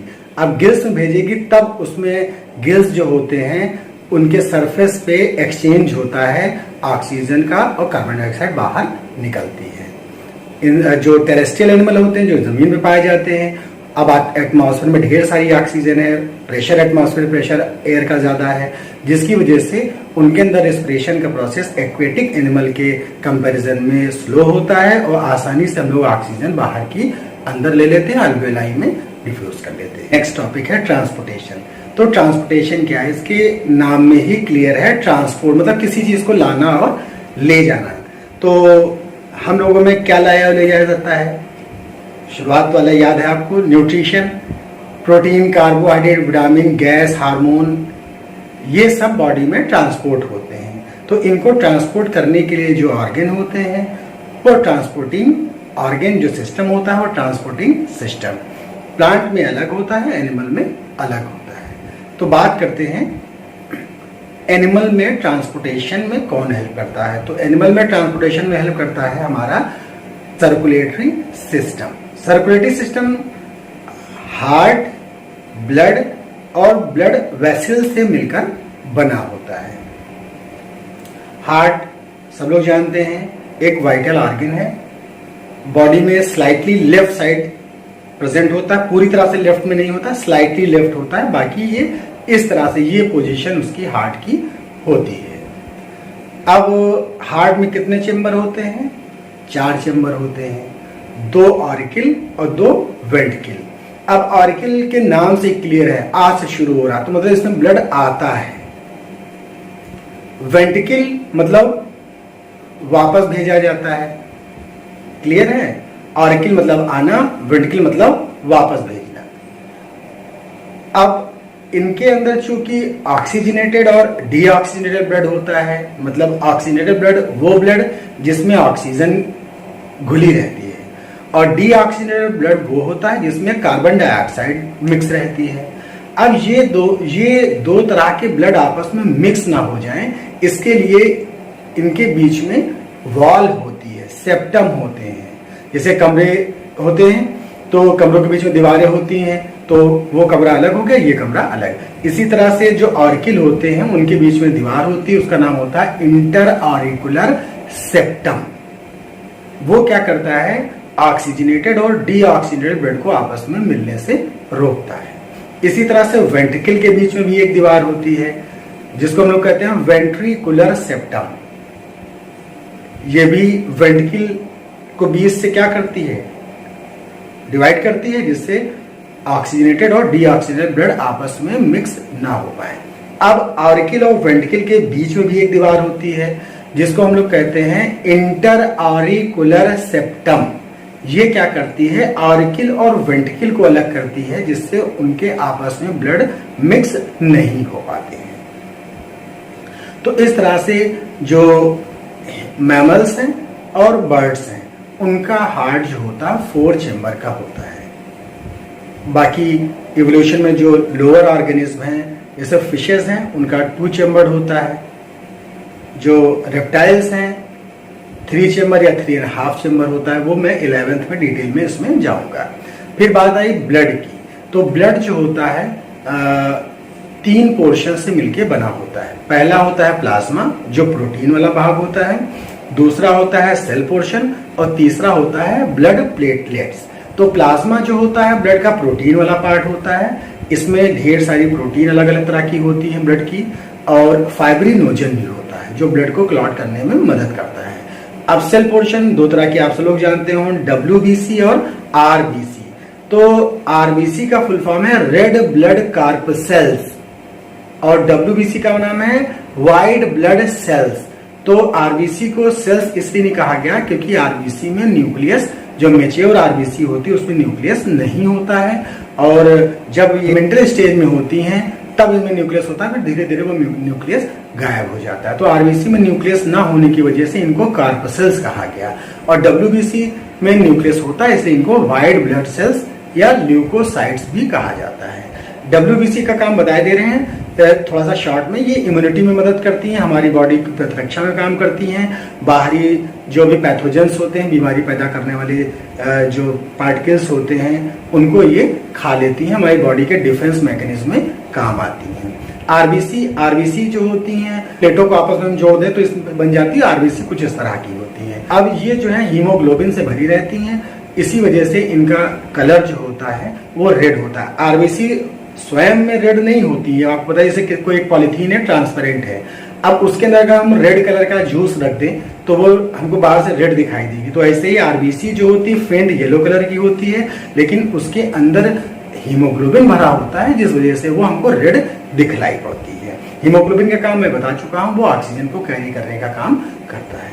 प्लाज्मा में ढेर सारी प्रोटीन होती हैं जो अलग अलग बॉडी पार्ट में ट्रांसपोर्ट होती हैं ब्लड के जरिए, जो अलग अलग मेटाबॉलिक एक्टिविटी में पार्टिसिपेट करती हैं। अब बात करते हैं ब्लड वेसल्स की। तो ब्लड वेसल्स 2 तरह की होती हैं, एक होती है आर्टरी और एक होती है वेन। जो आर्टरीज होती हैं वो ब्लड को हार्ट से दूर ले जाती हैं, क्यों? क्योंकि इनके अंदर ऑक्सीजनेटेड ब्लड होता है। वेन जो होती हैं वो डीऑक्सीजनेटेड ब्लड वाली होती हैं, वो बॉडी ऑर्गन से ब्लड को हार्ट तक वापस लाती हैं। तो इसमें भी सीख सकते हैं, आर्टरी मतलब ऑक्सीजनेटेड ब्लड का आना, कहाँ आना? बॉडी सेल्स तक, और वेन मतलब डीऑक्सीजनेटेड ब्लड का वापस जाना, कहाँ वापस जाना? हार्ट तक। तो इनके नाम में ही क्लियर है कि आर्टरी क्या है और वेन क्या है। अब चूंकि आर्टरीज को पूरी बॉडी में ब्लड को ले जाना होता है, इसलिए आर्टरीज की जो वॉल होगी वो थिक और इलास्टिक होगी, क्योंकि बॉडी दबेगी। और चूंकि वो एक बहुत ही वाइटल गैस ऑक्सीजन को ले जा रही है, इसलिए उसके अंदर एक प्रेशर भी होता है, इसलिए आर्टरीज की जो वॉल होती हैं वो थिक और इलास्टिक होती हैं। उसके अंदर जो ब्लड फ्लो करेगा वो एक प्रेशर में फ्लो करेगा। अब बात आई वेन्स की, तो वेन जो होंगी लेस इलास्टिक होंगी, लेस थिक होंगी। क्यों? क्योंकि उसके अंदर ब्लड को वापस लाना है कहाँ तक? हार्ट तक। अच्छा, वेन में एक बहुत ही इंपॉर्टेंट चीज होती है, उसके अंदर वाल्व होते हैं। वो वाल्व ब्लड के बैक फ्लो को रोकते हैं। जैसे माना पैर से कोई वेन हार्ट तक अगर ब्लड वापस ला रही है तो ब्लड ऊपर चढ़ जाएगा तो फिर नीचे आ जाएगा, इसलिए जो वाल्व होते हैं ब्लड जितना ऊपर चढ़ा वो वाल्व बंद हो जाएंगे। अब जो ब्लड ऊपर चला गया वो नीचे नहीं आ पाएगा। इसके बारे में डिटेल में मैं 11th के में शेयर करूंगा आपसे नॉलेज। अब आर्टरीज और वेन आप जान गए हैं क्या होती हैं। अब एक और चीज बताएं, वेन जो होती है वो सुपरफिशियल होती है। जितनी भी ये वेन हम लोगों को दिखाई पड़ती हैं ये वेन्स होती हैं। आर्टरीज डीप टिश्यू में होती हैं और वो गहराई में होती हैं। अब बात आई बॉडी में ये कैसे ब्लड को लाती और ले जाती है, हार्ट कैसे काम करता है। तो हमारे हार्ट के लेफ्ट साइड में लंग्स से एक वेन आती है। अब यहां पर आप कहेंगे कि आर्टरी आना चाहिए, तो जब हम लंग की बात करेंगे तो यहाँ पर आर्टरी और वेन का टर्म बदल जाता है, पल्मोनरी आर्टरी और पल्मोनरी वेन की। तो जनरली मैंने भी बताया कि आर्टरीज में ब्लड प्लस ऑक्सीजन होता है और वेन में ब्लड प्लस CO2 होता है। लेकिन जब पल्मोनरी वर्ड आ जाएगा तो पल्मोनरी आर्टरी में ब्लड प्लस कार्बन डाइऑक्साइड होता है। Pulmonary vein carries oxygenated blood and pulmonary artery carries deoxygenated blood. ये एक एक्सेप्शन है जो आपको याद रखना है। अब बात करते हैं हार्ट के वर्किंग की। अब हार्ट चूंकि 4 चेम्बर होता है, अभी हमने बताया था डाइजेशन में कि हमारी बॉडी में जो ओपनिंग है वहां पर कुछ वाल्व होते हैं, गार्ड होते हैं जो बैक फ्लो को रोकने के लिए बनाए जाते हैं। तो अब जब हम लेफ्ट साइड से शुरू करते हैं, बॉडी में ऑक्सीजनेटेड ब्लड हमारे लंग के लेफ्ट साइड में आ गया है, तो वो हमारे लेफ्ट ऑरिकल में धीरे धीरे भर रहा है। जब ऑरिकल पूरा भर जाता है तब जो बीच का वाल्व होता है वो वाल्व खुल जाता है और ऑक्सीजनेटेड ब्लड अब हमारे कहाँ पहुंच गया? वेंट्रिकल, लेफ्ट वेंट्रिकल में पहुंच जाता है। अब जब लेफ्ट वेंट्रिकल में ब्लड भर जाता है तो लेफ्ट वेंट्रिकल जुड़ा रहता है पूरे बॉडी पार्ट से। अब पूरे बॉडी पार्ट में लेफ्ट वेंट्रिकल से ऑक्सीजनेटेड ब्लड पहुंच जाता है। आप डायग्राम को कंसल्ट करिएगा, मैंने पीछे लगा रखा है। अब जो बॉडी पार्ट, बॉडी में वो ऑक्सीजन यूज कर ली गई, कहाँ? वही पहुंचेगी माइटोकॉन्ड्रिया में, ऑक्सीजन यूज हो जाएगी, कार्बन डाइऑक्साइड। अब बॉडी में जो कार्बन डाइऑक्साइड बनी वो पूरे बॉडी पार्ट्स से हार्ट के राइट साइड में आ जाएगी। अब जो राइट साइड में आएगी तो राइट ऑरिकल में आएगी। राइट ऑरिकल से कहाँ पहुंचेगी? राइट वेंट्रिकल में पहुंचेगी। तो ऑरिकल और वेंट्रिकल के बीच में यहाँ पर भी वॉल्व है, उन वॉल्व के नाम मैं भी आपको बताऊंगा। अब वेंट्रिकल से ये डीऑक्सीजनेटेड ब्लड कहाँ पहुंचा? लंग्स में पहुंचा। किसके थ्रू पहुंचेगा? नरी आर्टरी के जरिए पहुंचेगा। अब ये डीऑक्सीजनेटेड ब्लड लंग्स में पहुंचा, लंग्स ने क्या करा? कार्बन डाइऑक्साइड बाहर निकाल दिया, ऑक्सीजन फिर ले लिया और ये साइकिल लगातार चलता रहेगा। बात करते हैं हार्ट में जो वाल्व होते हैं, तो हार्ट में राइट साइड पे जो वाल्व होगा उसको ट्राइकस्पिड वाल्व कहते हैं। ट्राइकस्पिड वाल्व इसीलिए कहते हैं क्योंकि वो 3 कप लाइक स्ट्रक्चर होता है। और लेफ्ट साइड में बाइकस्पिड वाल्व होता है जिसको मिट्रल वाल्व भी कहते हैं, वो उसमें 2 कप लाइक स्ट्रक्चर होते हैं, इसलिए उसको हम लोग बाइकस्पिड वाल्व कहते हैं। इन वाल्व का जैसे मैंने पहले बताया था मेजर काम होता है बैक फ्लो को रोकना, ब्लड के बैक फ्लो को रोकना। इसी तरह से जो पल्मोनरी वेन लंग्स में खुलती है या जो एआर्टा बॉडी पार्ट में खुलता है, उनकी ओपनिंग पर भी वाल्व होते हैं जिनको हम लोग सेमी ल्यूनर वाल्व कहते हैं। ये भी ब्लड के बैक फ्लो को रोकते हैं। यहाँ इंट्रोडक्शन के लिए आपको बता दूं, इन्हीं वाल्व के खुलने और बंद होने से हार्ट बीट में एक साउंड होता है जिसको हम लोग लब और डब कहते हैं। ट्राइकस्पिड वाल्व और बाइकस्पिड वाल्व होते हैं तो फर्स्ट हार्ट साउंड जनरेट होता है लब। और जब से सेमिल्यूनर वाल्व बंद होते हैं तो सेकंड हार्ट सर्जन होता है, डब लब डब इसी तरह की आवाज आती रहती है। अच्छा, हार्ट बीट कैसे जनरेट होती? अब कोई बच्चा पूछ रहा है हार्ट बीट कैसे जनरेट होती? तो हार्ट बीट जो है हम लोगों का हार्ट जो होता है ह्यूमंस का, वो मायोजेनिक हार्ट होता है। मायोजेनिक हार्ट मतलब हार्ट बीट जो जनरेट होगी वो मसल्स से जनरेट होगी। तो हार्ट के हमारे राइट साइड में स्पेशल मसल्स होते हैं जिनको हम लोग कहते हैं SA नोड या साइनो आरिकुलर नोड। उनमें जो एक्टिविटीज होती हैं जिससे एक वेव ऑफ कॉन्ट्रेक्शन जनरेट होता है, जिससे हमारा हार्ट कॉन्ट्रैक्ट और रिलैक्स होता है, उसी से हार्ट बीट जनरेट होती है। ये मैं 11th में आपको डिटेल में बताऊंगा। अब बात आई कि हार्ट से ब्लड जब पहुंचता है तो एक प्रेशर जनरेट होता है। तो ब्लड प्रेशर क्या है? तो आर्टरीज में जो ब्लड एक प्रेशर एग्जर्ट करता है आर्टरीज की वॉल पे, तो उस वॉल को ही हम लोग ब्लड प्रेशर कहते हैं या वॉल प्रेशर कहते हैं। क्यों? क्योंकि आर्टरीज में ब्लड प्रेशर अगर नहीं होगा तो अलग अलग बॉडी पार्ट तक वो ब्लड को कैसे डिलीवर करेगी। जब हमारा हार्ट कॉन्ट्रैक्ट करता है तो उसको कहते हैं सिस्टोल। अब जब हार्ट कॉन्ट्रैक्ट करेगा तो एक ब्लड का प्रेशर जनरेट होगा, उसको कहेंगे सिस्टोलिक प्रेशर, वो 120 mmHg होता है। अब इसी तरह से जब हार्ट के चारों चैम्बर रिलैक्स होते हैं तो उसको कहते हैं डायस्टोल। अब उस टाइम जो एक ब्लड प्रेशर आता है उसको कहते हैं डायस्टोलिक प्रेशर, वो 90 mmHg होता है। आप जब स्फेग्नोमैनोमीटर पे देखते हैं तो दिखाई देता होगा, डॉक्टर साहब कहेंगे भाई एक ऊपर वाला है एक नीचे वाला प्रेशर। तो ऊपर वाला प्रेशर होता है सिस्टोलिक प्रेशर 120 mmHg और जो नीचे वाला होता है वो 90 mmHg होता है, वो डायस्टोलिक प्रेशर होता है।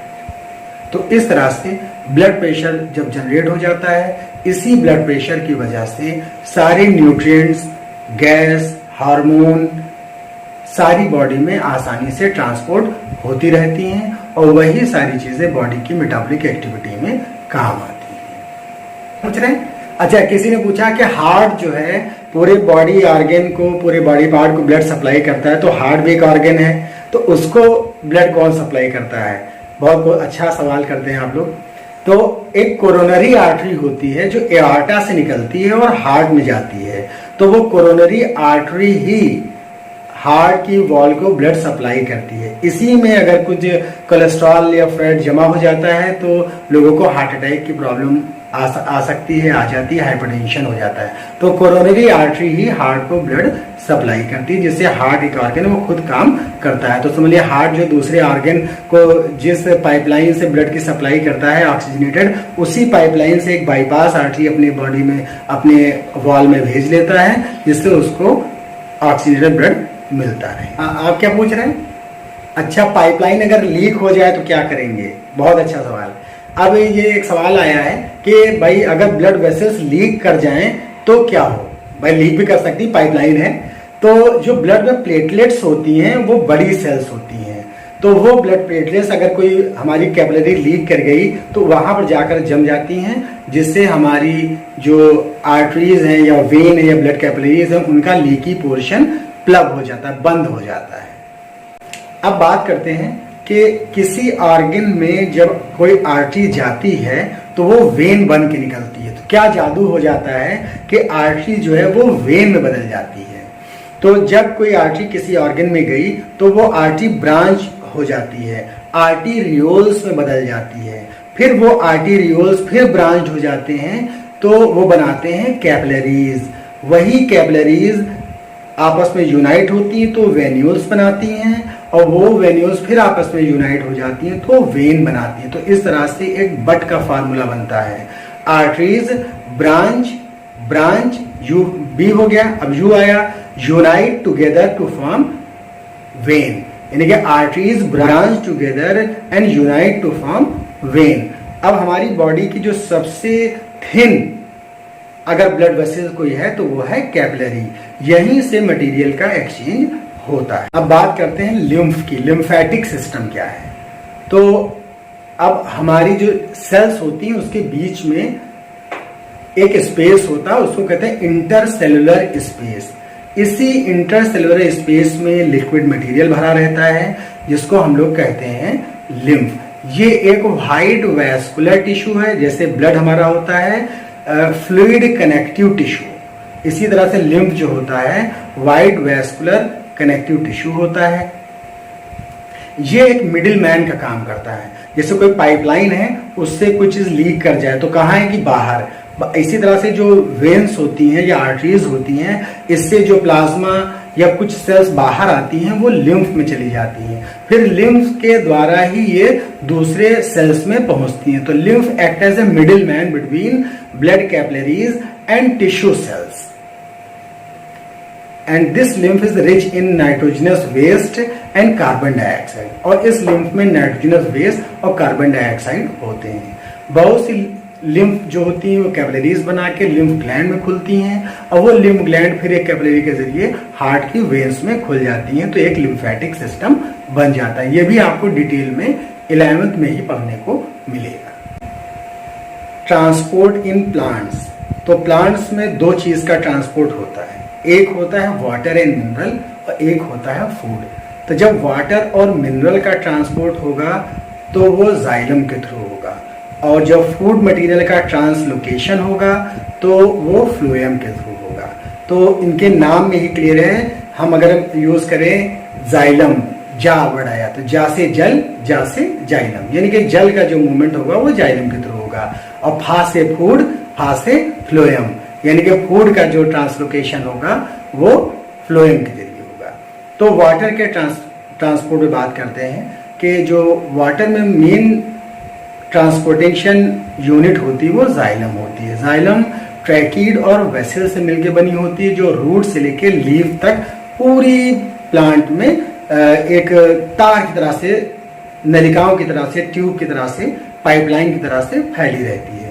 तो जो रूट्स वाटर को एब्जॉर्ब करेंगी तो वेसल जो होंगी ट्रैकीड्स के जरिए पूरे बॉडी पार्ट में उसको पहुंचा देंगी।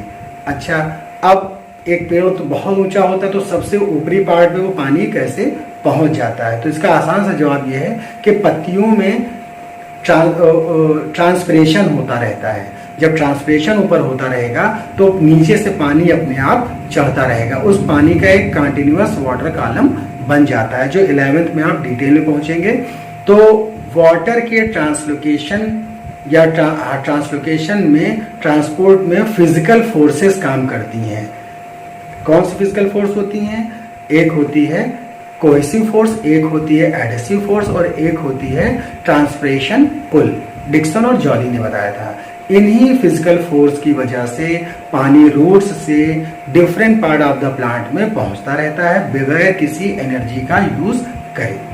अब फोटोसिंथेसिस होती है तो प्लांट के लीफ में या ग्रीन पार्ट में फूड बनता है, शुगर बनती है, कार्बोहाइड्रेट बनते हैं।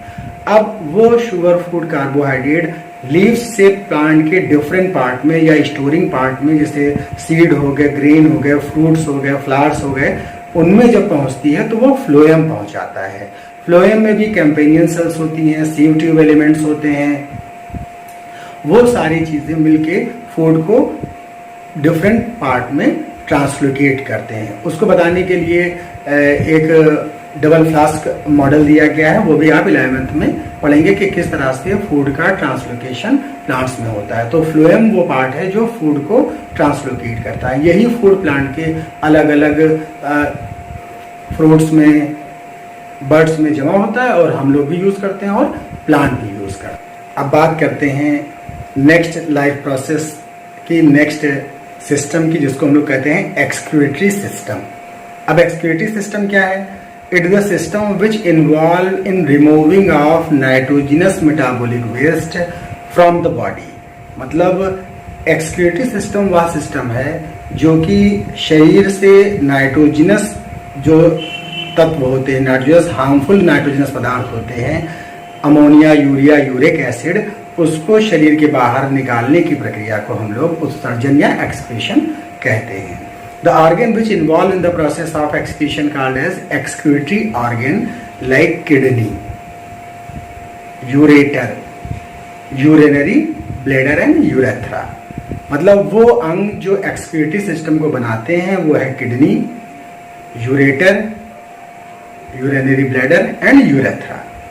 तो अब बात करते हैं हम किडनी की। किडनी क्या है? किडनी जो होती है वो डार्क चॉकलेटी कलर की होती है, हमारे बैकबोन के साइड में ठीक यहाँ पर मौजूद रहती हैं किडनियां। अब राइट किडनी हल्की सी ऊपर होती है, लेफ्ट किडनी थोड़ी सी नीचे होती है।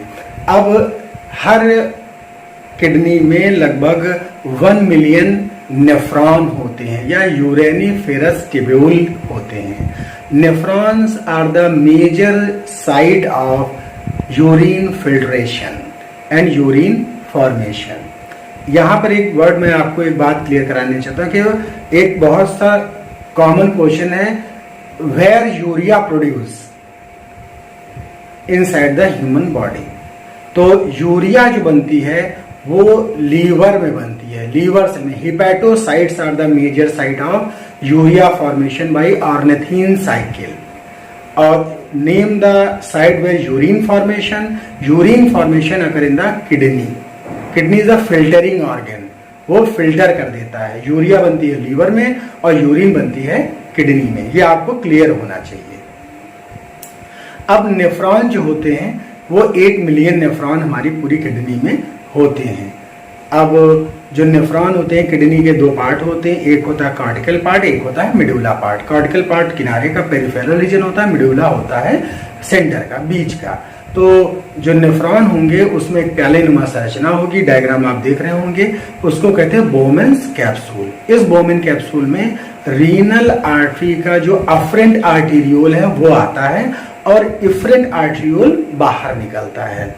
तो जो अफरेंट आर्टीरियोल होता है वो थोड़ा चौड़ा होता है और जो इफरेंट आर्टीरियोल होता है वो थोड़ा पतला होता है। तो इससे ये होता है कि ब्लड आता तो ज्यादा है जिसमें यूरिया मौजूद होती है और निकलता कम है, तो एक प्रेशर डेवलप हो जाता है। उस प्रेशर को हम लोग कहते हैं इफेक्टिव फिल्टर प्रेशर।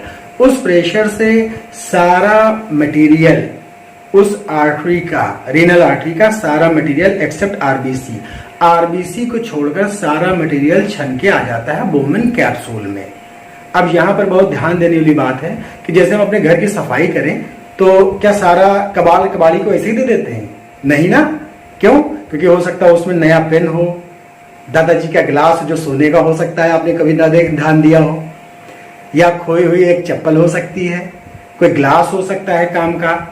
तो आप पहले उसकी छटाई करते हैं फिर कबाड़ी को देते हैं। तो ठीक इसी तरह से ब्लड का सारा मटेरियल आरबीसी को छोड़कर बोमेन कैप्सूल में आ जाता है। इसको कहते हैं नेफ्रिक फिल्ट्रेट। ये नेफ्रिक फिल्ट्रेट इस नेफ्रॉन के अलग अलग बॉडी पार्ट से होकर गुजरता है। जैसे बोमेन कैप्सूल के बाद आता है प्रॉक्सिमल कन्वोल्यूटेड ट्यूब्यूल, फिर उसके बाद आता है डिस्टल लिम्ब या लूप ऑफ हिनले, फिर असेंडिंग लिम्ब होता है और डिसेंडिंग लिम्ब होता है हिनले लूप का ही, फिर डिस्टल कन्वोल्यूटेड ट्यूब्यूल होता है, फिर कलेक्टिंग ट्यूब्यूल होती है जो आगे चलकर यूरेटर में खुलती है। तो इन अलग अलग बॉडी पार्ट में जो वाइटल एलिमेंट्स होते हैं, प्रोटीन, विटामिन, कार्बोहाइड्रेट, इलेक्ट्रोलाइट जितने भी हैं, वो धीरे धीरे रीअब्जॉर्ब हो जाते हैं। तो जब ये फिल्ट्रेट हमारे कलेक्टिंग ट्यूब्यूल तक पहुंचता है तब उसमें केवल नाइट्रोजन वेस्ट ही रहते हैं, उसको सिक्रेशन करके यूरेटर में भेज दिया जाता है, जो यूरिया के साथ डाइल्यूट होकर यूरिन बना लेता है और वो किडनी से यूरेटर में, यूरेटर से कहाँ पहुंच जाता है? यूरिनरी ब्लैडर में। फिर यूरिनरी ब्लैडर जो होता है वो यूरेथ्रा में खुलता है। यूरेथ्रा एक ओपनिंग है जिससे यूरिन शरीर के बाहर आती है। इस यूरेथ्रा की जो लेंथ है, ये कॉम्पिटिटिव एग्जाम में पूछा जाता है, यूरेथ्रा की लेंथ जो होती है वो मेल में लंबी होती है और फीमेल में यूरेथ्रा की लेंथ कम होती है। इसी यूरेथ्रा से ये एक्सक्रीटरी वेस्ट यूरिन के फॉर्म में बॉडी में बाहर निकाल दिया जाता है। अब बात आई दूसरे एनिमल्स में, तो अलग अलग एनिमल में नाइट्रोजन के वेस्ट को निकालने की और नाइट्रोजन जो वेस्ट के प्रोडक्ट हैं वो अलग अलग होती हैं। जैसे जो पानी में रहते हैं, ज्यादातर एक्वेटिक एनिमल्स होते हैं, उनमें अमीनो एसिड ही निकाल लिए जाते हैं। ये 11th में हम आपको इंट्रोड्यूस दे रहे हैं।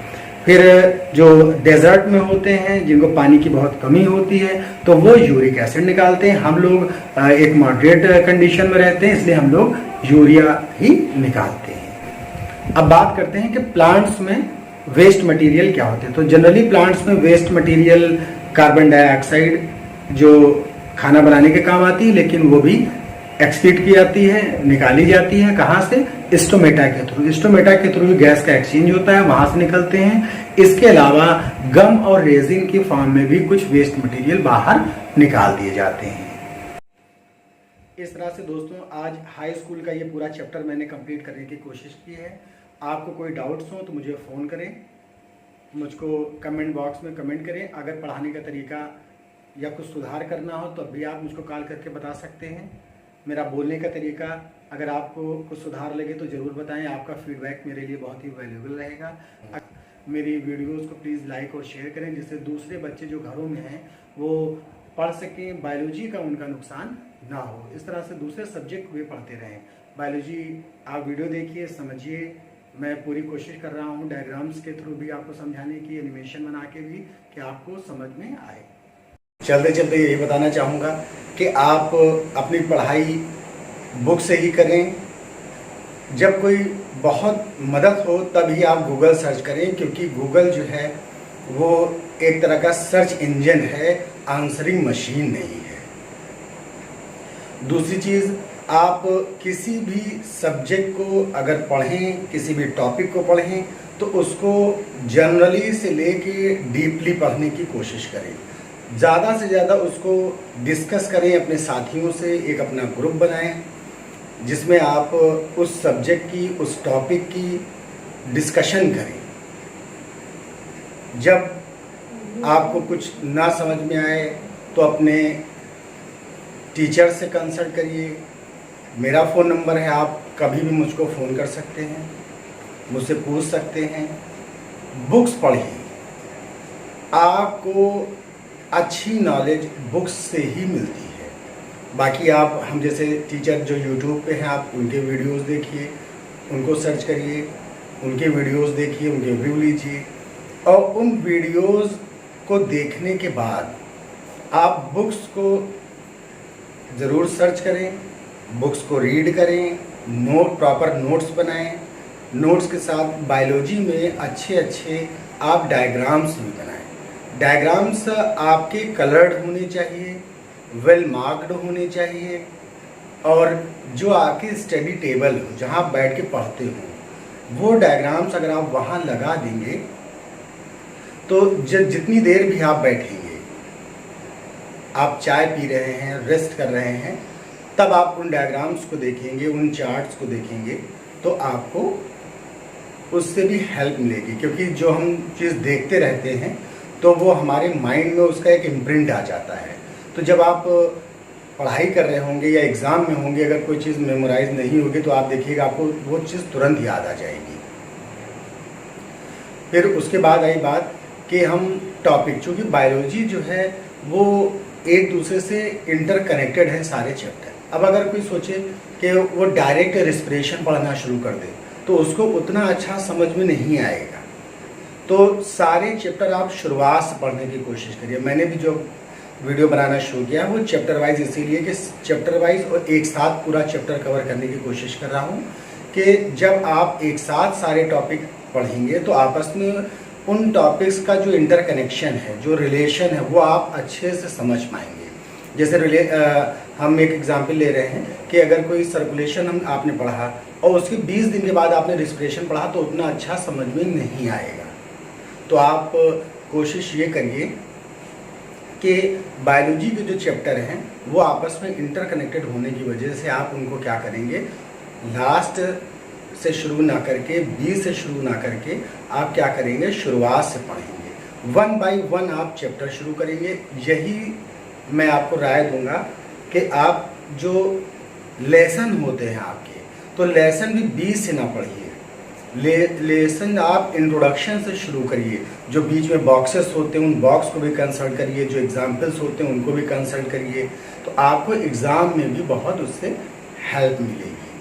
जो बुक्स में पीछे क्वेश्चंस होते हैं, 1 number question, short answer, very short answer, long, उनको भी कंसल्ट करें कि जो टीचर्स होते हैं जो पेपर सेट करते हैं तो वो ज़्यादातर वहीं से आपका क्वेश्चन पिक करते हैं। तो मेरी राय यही है कि आप इंट्रोडक्शन से कोई लेसन शुरू करें तो इंट्रोडक्शन से लास्ट तक उसको पढ़ें, कोई टॉपिक पढ़ें तो उसको कई चीज़ों में उसको देखें, उसके बारे में जानने की कोशिश करें कि ये है क्या। और बायोलॉजी जो सब्जेक्ट है वो रटने वाला नहीं है। मैं भी बायोलॉजी का स्टूडेंट रहा हूँ, मैंने भी JRF क्वालिफाइड किया हुआ है, अब एक कॉलेज में पढ़ाता हूँ। तो जो मैं अपनी लाइफ से मेरा जो एक्सपीरियंस है, मेरे ये भी बता दूं कि मेरे पढ़ाए हुए बहुत से बच्चे साइंटिस्ट हैं, डॉक्टर हैं, तो उन सब का एक्सपीरियंस मैं यहाँ शेयर करना चाहता हूँ आपसे कि आप जो भी सब्जेक्ट पढ़ें, जो भी टॉपिक पढ़ें, थॉरोली पढ़ें, उसको अच्छे से मेंटेन करें, डायग्राम्स बनाएं और डिस्कशन करें।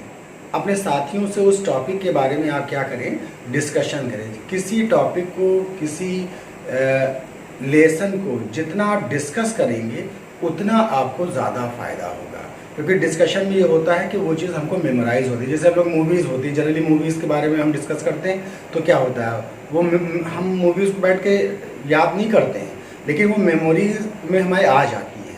क्यों? क्योंकि वो हमारे डिस्कशन हम करते हैं आपस में।